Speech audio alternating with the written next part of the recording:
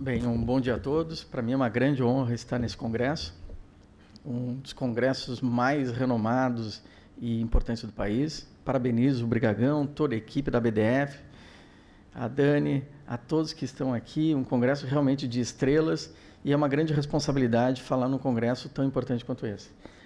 Inclusive pela composição da mesa, a importância de todos que estão aqui, e saúdo a todos e brevemente já passo a minha exposição. Quando eu pensei em apresentar esse tema, havia várias formas de abordar o tema. Eu pensei em duas possibilidades, uma mais informativa e outra mais provocativa. E eu acabei optando pela segunda linha, de exposição provocativa, aproveitando a presença de tantos especialistas em direito tributário e em tributação internacional nessa assistência. O que eu gostaria de mencionar é que, em relação ao meu tema, especialmente em relação aos estabelecimentos permanentes, nós temos uma questão de fato que preocupa a todos e que trará consequências em diversas áreas, inclusive na tributação internacional, e esse é o aspecto que eu tento mencionar. Infelizmente, eu não assisti à palestra do Peroba, mas eu estava muito curioso em relação à questão da economia digital, porque a grande revolução está na mudança do modo de fazer negócios.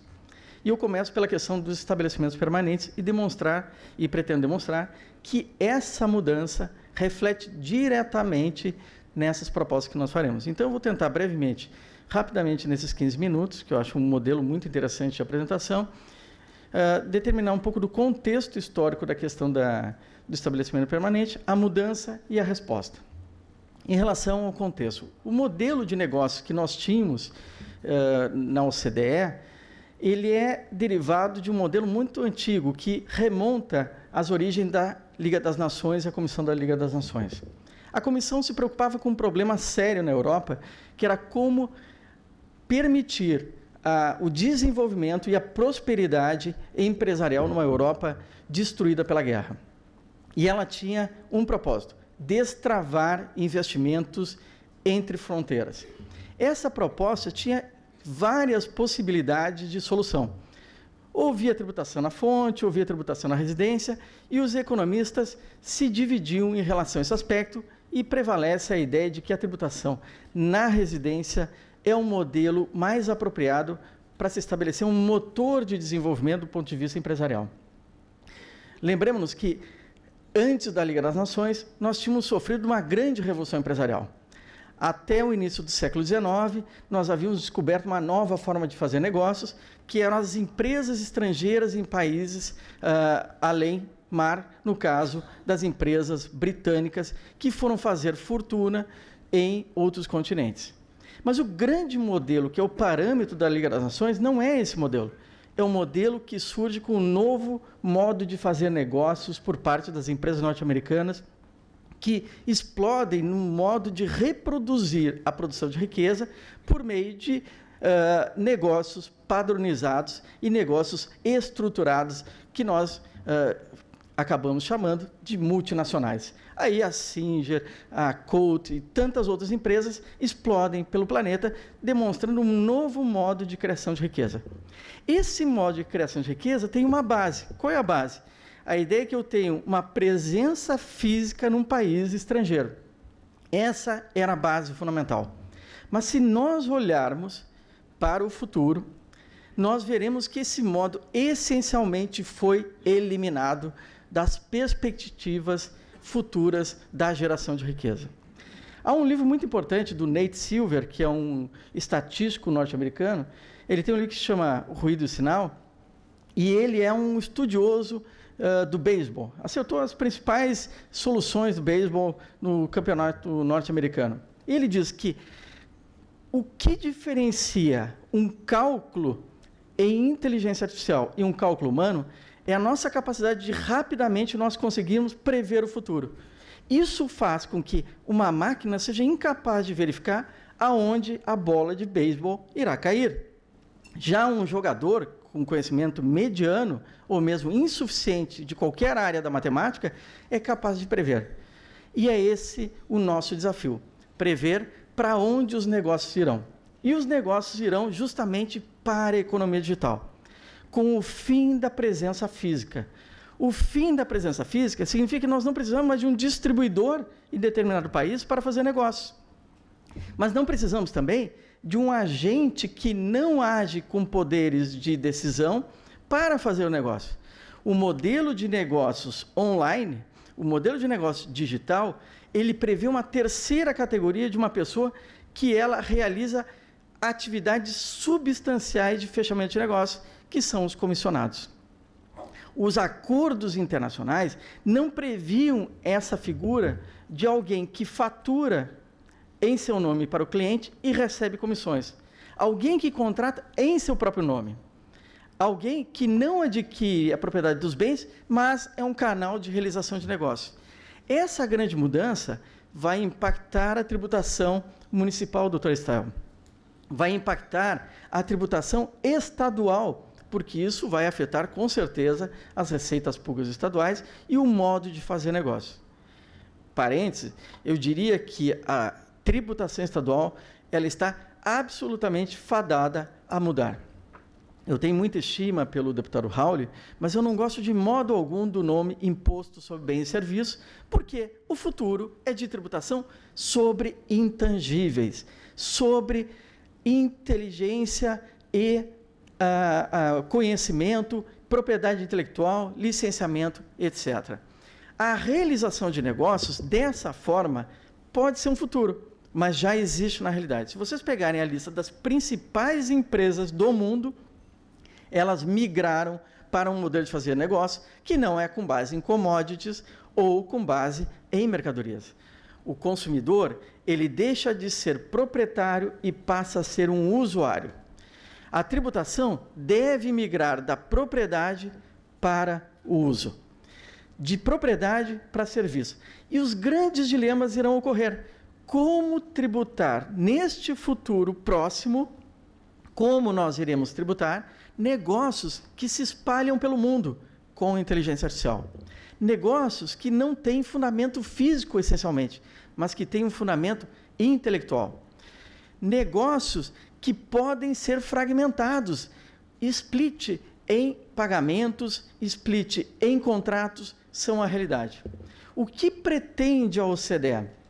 Ela pretende verificar como sobreviver, como manter viva a receita pública para a realização de tarefas essenciais do Estado em um momento em que essa receita irá erodir. Quando eu escrevi meu livro em 2009, que faz 10 anos, não é um tempo tão longo aí, eu não previa nada disso. A discussão na União Europeia era sobre a tributação lá na ponta. No caso do ISS, que o Brigagão irá comentar de tarde, nós vamos comentar as grandes mudanças da lei do ISS com tributação no consumo, lá no destinatário do serviço. Nós não sabemos as respostas adequadas.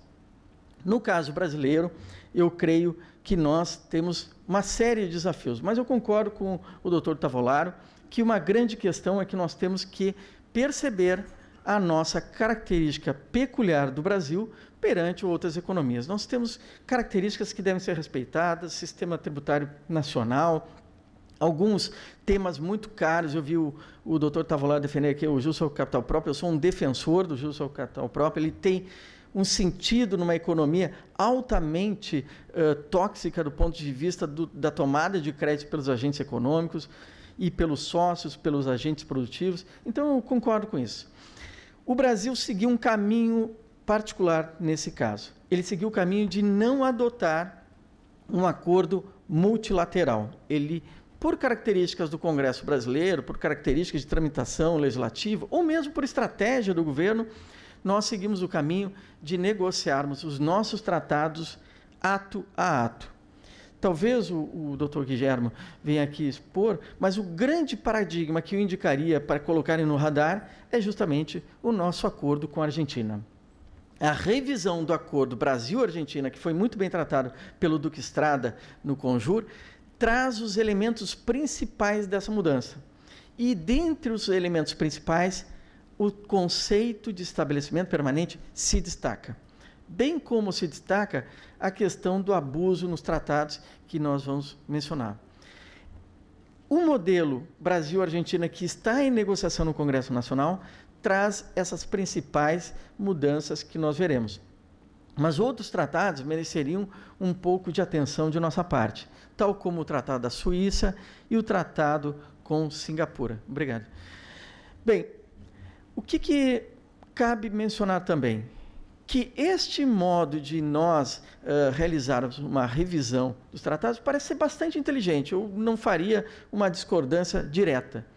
Mas há um ponto desses acordos que nós acabamos não incorporando, não sei a posição do doutor Guilherme, que é em relação à cláusula antifragmentação. Essa é uma cláusula que tenta evitar um grande problema que foi exposto aqui pelo doutor André, que é o fato de que as grandes empresas não pagavam tributos na Europa.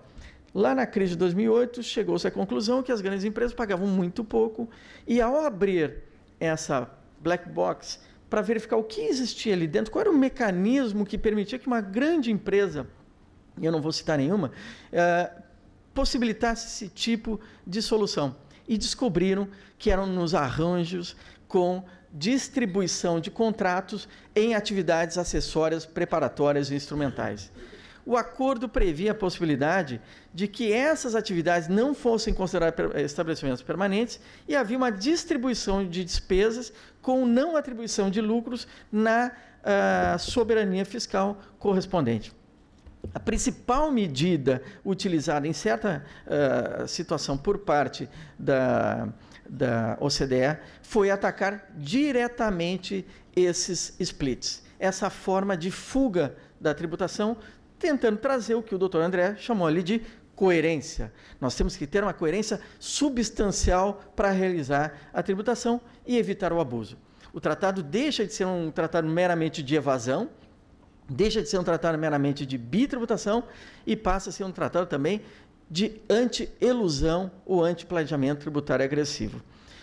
Há um tópico que seria o último que eu gostaria de mencionar, que é a questão do planejamento negocial nos termos do tratado ou do vínculo efetivo em relação às partes relacionadas a um acordo internacional. Aqui, a todos que já atuam e têm uma presença no CARF, sabem as grandes discussões que nós temos sobre propósito negocial e as discussões que estão inseridas nesse campo. Nós estaremos trazendo todos esses debates nacionais para o interior dos acordos internacionais. Eu, particularmente, eu não sei se a nossa experiência justifica a inclusão dessa forma, sem alguns esclarecimentos nacionais próprios sobre o que vem a ser propósito negocial. Nós precisamos de segurança e simplicidade nos acordos internacionais. Mais dificuldades que o nosso sistema tributário nacional traz não é necessário. Nós não precisamos de mais dificuldades que eu caracterizaria numa palavra: subjetivismo. Nós devemos lutar por informações claras no mundo em que as empresas se tornam, como disse o CEO de uma grande empresa internacional, as empresas se transformam em empresas que são essencialmente software de informação. As empresas, qualquer uma, agropecuária, transportes, jurídico inclusive, passam a ser empresas de inteligência e de software. Para isso nós precisamos, no que se chama, na análise econômica do direito, reduzir os custos de transação, diminuir as informações assimétricas, permitindo que se desenvolvam as atividades econômicas. Gostaria de dizer que eu creio, e as lâminas tentariam demonstrar isso, que nós estamos, do ponto de vista da OCDE, seguindo o caminho mais geral de adequação às normas da OCDE, e pelos meios de implementação dos acordos, nós estamos praticamente cumprindo eles no meio e por meio desses tratados internacionais. Mas há um grande desafio, e eu acho que a BDF ela tem seguido esse desafio, enfrentado, ou encarado com muito vigor, com muita seriedade. A advocacia irá mudar. A tributação, com certeza. Nós teremos anos pela frente muito exuberantes. E nós teremos que nos preparar para a criação de riqueza aonde nós hoje não vislumbramos negócios que não existem. Para isso, nós precisamos destravar tudo que impeça a geração de riqueza, que no meu caso se entende por grande subjetivismo e grande complexidade desnecessária. Eficiência exige simplicidade. Portanto, do ponto de vista mais geral, a minha opinião é que o modelo brasileiro de negociação tem sido bem sucedido, o acordo com a Argentina excelente, a cláusula de antifragmentação eu creio que deveria estar na agenda e a questão do propósito econômico deveria ser retirada. Muito obrigado pela atenção e um bom congresso.